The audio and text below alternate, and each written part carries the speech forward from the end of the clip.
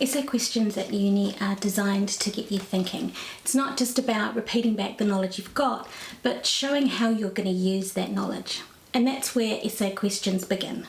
So let's get on to thinking about the question. We started with waves and ripples in part 1. In this step, we analyse the question, we unpack what is being asked, and then we're going to rework the question into our own words or images. We're going to start with the same question we used in part 1. Discuss why the grass is green, with 2 examples. The thing to remember about questions is they're not just a question, they're also an instruction as to what they want you to do. The way the question is written is telling you information about what your marker wants to see and what your lecturer is expecting from you. The words that are used in a question impact on the types of answers we can give. So we're going to use the same phrase and we're going to change it up a couple of times. What you'll find in a question are these things that people call command words, discussion words, instruction words, answer words. It depends on whose academic work you're reading and ideas around specialist teaching as to what terms are used. But what it comes down to in these are particular words that are giving you instructions about what to do. So what you want to do is start by finding out what this instruction word is. So if we look at this question, it actually has the word discuss. That is a command or instruction word. It can help to look at the word itself and to look at its meaning, but don't forget to keep it in context. So for example, if you just go to the dictionary, it may make things even more confusing.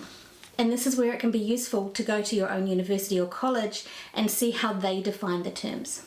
For example, at my university where I work, it says to investigate and present the different aspects of a problem or subject, usually in support of a position or argument. And then we have the work of Warburton, who says that the word discuss is a fairly open-ended invitation to engage critically with the subject.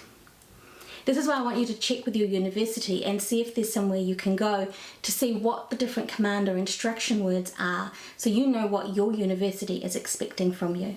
Let's see what happens when we change the instruction or command word to criticise. Criticise why the grass is green and give 2 examples. So criticise means to make your judgment about the views expressed and support your judgment with evidence. Here you're being asked to judge the statement and to take a single position, which you then back up with supporting evidence. After unpacking the instruction words, move on to the rest of the question. Highlight important words of that question. Here, discuss why the grass is green and 2 examples are the important parts you need to address. You've got to think about the how, what, why, where, and when, because these are part of implicit questions as well, because they also change the way you think about the question. For example, if why the grass green became how is the grass green or where is the grass green, it changes our thinking and our expectations of how we need to answer it. How, what, why, where, and when are implicit questions because they also change the way you think about the question and what is expected of your answer. Your final step needs to be to write or redraw the question as you have come across the explanation of it through unpacking it. We'll revisit this more when we come to rebuild. Please subscribe and hit notifications and like if you found this useful. All the resources that I have discussed today are in the section below.